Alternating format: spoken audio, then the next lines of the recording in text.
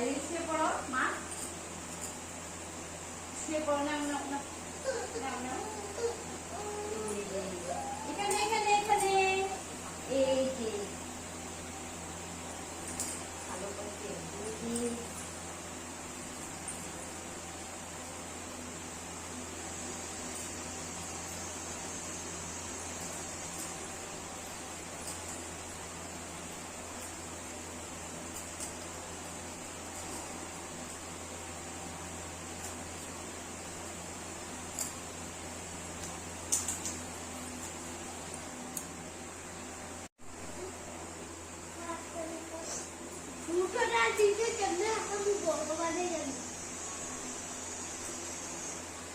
এখানটায় সানভি স্নান করবে।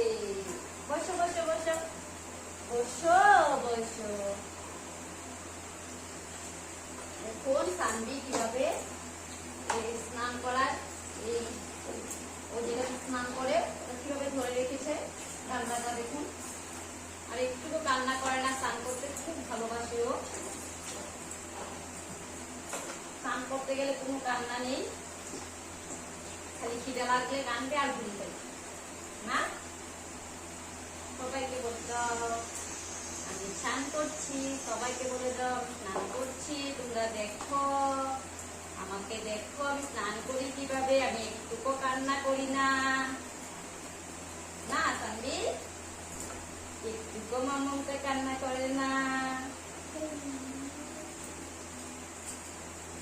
ওকে আমি রোজ সাবান দিই, সাবান শ্যাম্পু দিই না, আমি তেল মাখিয়ে এভাবে স্নান করাই, কারণ ছোট থেকে ওভাবে করিয়ে এসেছি, তার জন্য আমি শ্যাম্পু কম দিই, সাবানটাও কমিয়ে দিই না বলতে গেলে।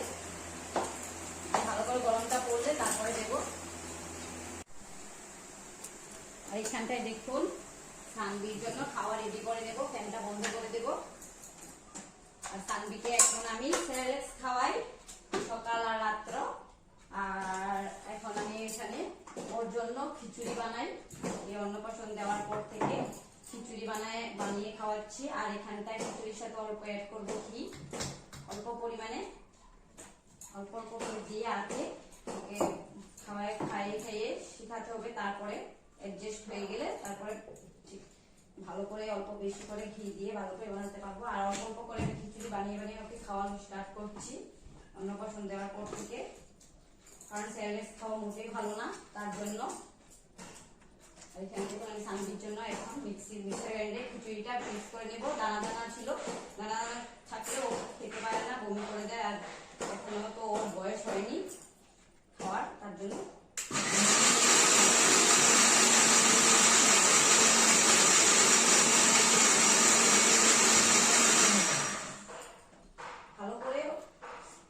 ভালো করে 4-5টা সিটি দিয়ে দিই। গ্যাসটা লো ফ্লেমে দিয়ে আমি ভালো করে 5-6টা সিটি দিয়ে তারপরে এটাকে মিক্সিতে করে তারপরে ওকে খাওয়াই।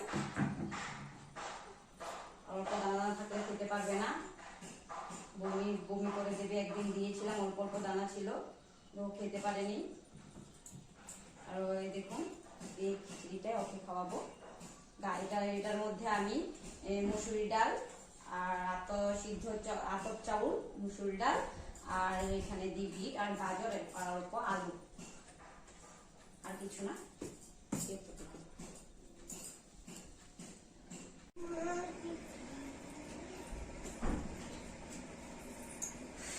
আর এখানটায় আমি সানভিকে এখন খাওয়াবো, স্নান হয়ে গিয়েছে, এখন সানভিকে খাওয়ানোর পালা।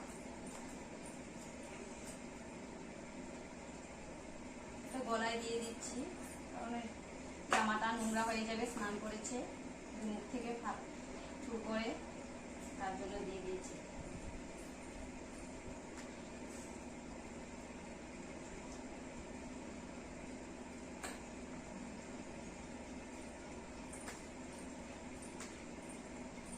ওকে খাইয়ে ঘুম পাড়াবো, তারপরে আমি সব কাজ সারবো।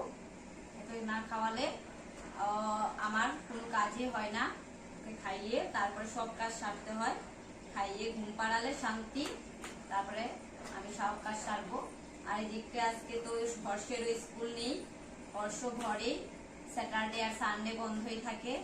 আরো আমার ঝামেলাও, সানডে তো এমনিও ঝামেলা, ওর বাবাও এসে যায় হাফ ডিউটি, তারপরে আর যায় না। আর আজকে হর্ষ আছে, তাও ঝামেলা, স্কুলে চলে গেলে আমি ওকে ঘুম পাড়ি সবটা সারতে পারি। আর এখন তো কাজ করলেও আবার হর্ষে এসে সব উল্টো পাল্টো করে দেয়, আর ওকে খাইয়ে আমি তারপরে সব কাজ সারবো।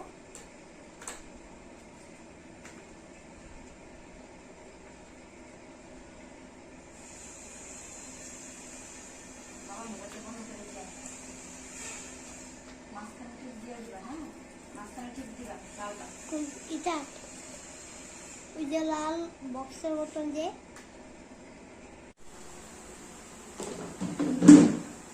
এই দেখুন, এখানটায় সকাল সকাল ওর বাবা আজকে চিংড়ি মাছ নিয়ে চলে এসেছে। আর এগুলো আমার সময়ই হয়নি সকাল থেকে কাজ করতে করতে। আর এখন আমি এই চিংড়ি মাছগুলো বেছে নেবো ভালো করে। মন করতেছে বাবা, দেখুন এভাবে আমি চিংড়ি মাছগুলো এক এক করে বেছে নেবো। আর কে কে আপনারা চিংড়ি মাছ পছন্দ করেন বলবেন, কে কে ভালোবাসেন। আর আজকে আমি চিংড়ি মাছের ঝাল বানাবো। আপনারা কি খেতে চান চলে আসবেন আমার বাড়িতে। দেখুন, আর চিংড়ি মাছ আমিও খুব পছন্দ করি, ওর বাবাও খুব পছন্দ করে, আমরা সকলেই চিংড়ি মাছ ভালোবাসি। আপনারা কে কে পছন্দ করেন ভালোবাসেন কমেন্টে প্লিজ বলবেন।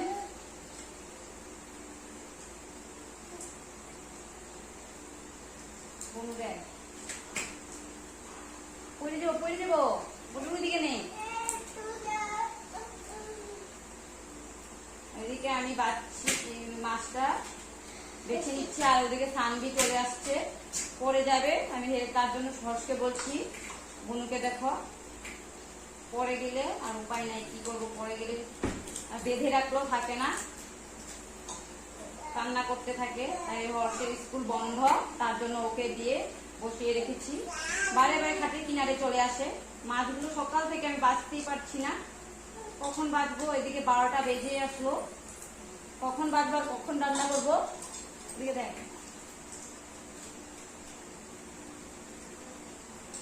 এক এক করে এগুলো মাছ বাঁচতে বেশি সময় লাগে না, হয়ে যাবে কট করে হয়ে যাবে। আর এদিকে আমি বাঁচছি, কিন্তু চিন্তা আমার ওদিকে সানবি পড়ে গেলে আর উপায় নাই।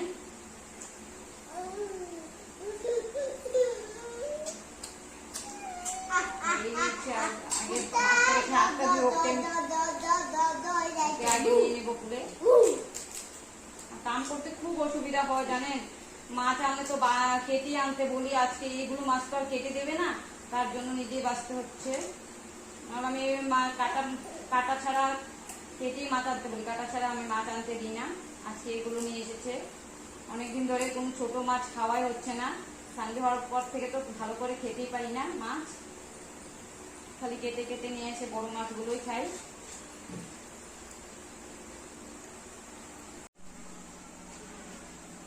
এখন আমি মাছগুলো ধুয়ে নেব, মাছগুলো বেছে নিয়েছি।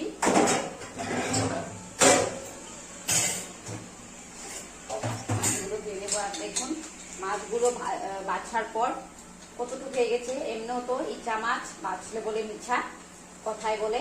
আর দেখুন বাছার পর কতটুকু হয়ে গিয়েছে, দেখতে অনেকগুলো দেখা গিয়েছিল। এগুলো ভালো করে ধুয়ে নিব। যদি বাছতে সময় লাগে না, কিন্তু একদম মানে কি বাছার পর অল্প হয়ে যায়, দেখতে দেখা যায় কত বড় বড়, অনেকগুলো দেখা যায়, বাছার পর অল্প হয়ে যায়। ধুতেও সময় লাগে না, বাছতেও সময় লাগে না। দেখুন আমি ভালো করে ধুয়ে দেবো। আর মাথার ভিতরে এখানে ময়লা থাকে, এই ময়লাগুলো ভালো করে বেছে নিতে হয়।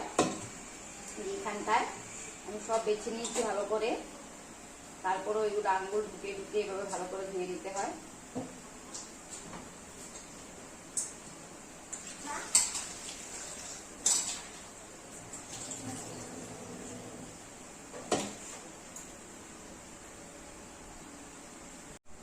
আর এখানটায় আমি কড়াই গ্যাসটা জ্বালিয়ে দিয়েছি।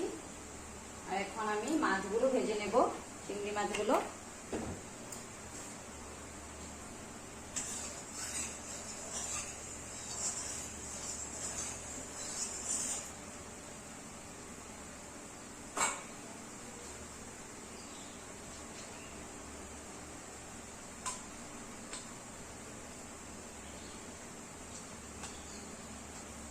তেলটা ভালো করে গরম হতে দেব। তেলটা গরম হলে মাছগুলো দিয়ে দেব।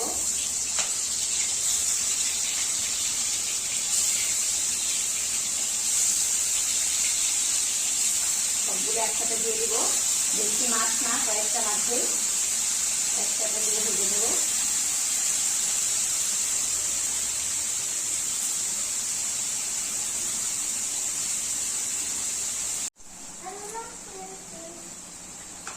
এখানে মশলা পেস্ট করে রেখেছি, আলুগুলো ভাজা হয়ে গেছে, এই মশলাগুলো দিয়ে দেব, দিয়ে ভালো করে নেড়ে দেব।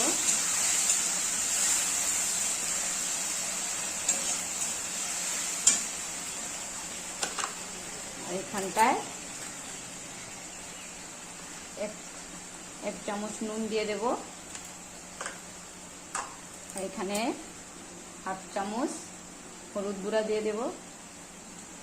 আর মশলা আমি আগে থেকে পেস্ট করে রেখেছিলাম। মশলায় ছিল লঙ্কা, জিরে গুঁড়ো, ধনে গুঁড়ো, পেঁয়াজ, কয়েক রসুন, আদা আর দারচিনি, এগুলো আমি একসঙ্গে পেস্ট করে রেখেছি। আর গুঁড়া মরিচের গুঁড়ো, এগুলো পেস্ট করে রেখেছি।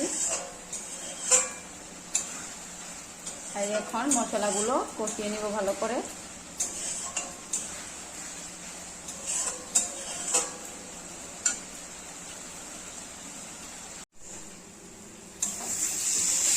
দেখুন কষানো হয়ে গিয়েছে, ভালো করে লাল লাল করে ভাজা ভাজা করে নিয়েছি। এখন আমি এটাতে জল দিয়ে দেব।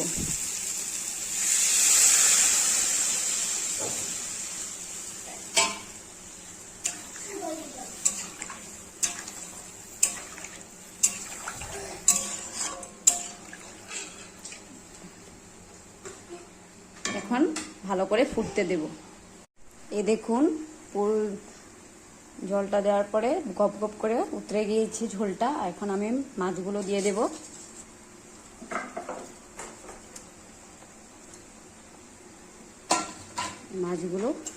মাছগুলো বেশি ভাজা হয়ে গিয়েছে। আর এখানে চিংড়ি মাছগুলো দিয়ে দিয়েছি। এখন আর অল্প হতে দেব 5 মিনিটের মতো। গ্যাসটা লো ফ্লেমে দিয়ে অল্প উতরাতে দেব, অল্প 5 মিনিটের মতো, তারপরে নামিয়ে নেব।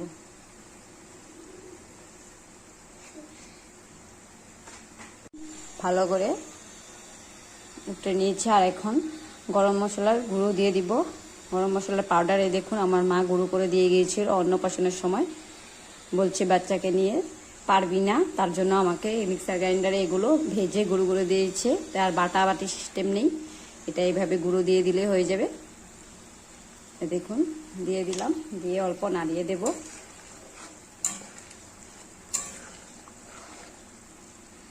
বাস রেডি আমার চিংড়ি মাছের ঝাল। আপনারা কে কে খেতে ভালোবাসেন চলে আসবেন আমার এখানে, আর কমেন্টে জানাবেন কে কে চিংড়ি মাছ পছন্দ করেন। আর এই দেখুন আমার রান্না কমপ্লিট। আর কার কার এই রেসিপিটা ভালো লেগেছে প্লিজ লাইক, কমেন্ট, শেয়ার, আর আমার চ্যানেলটা প্লিজ সাবস্ক্রাইব করে দিবেন। Bye bye.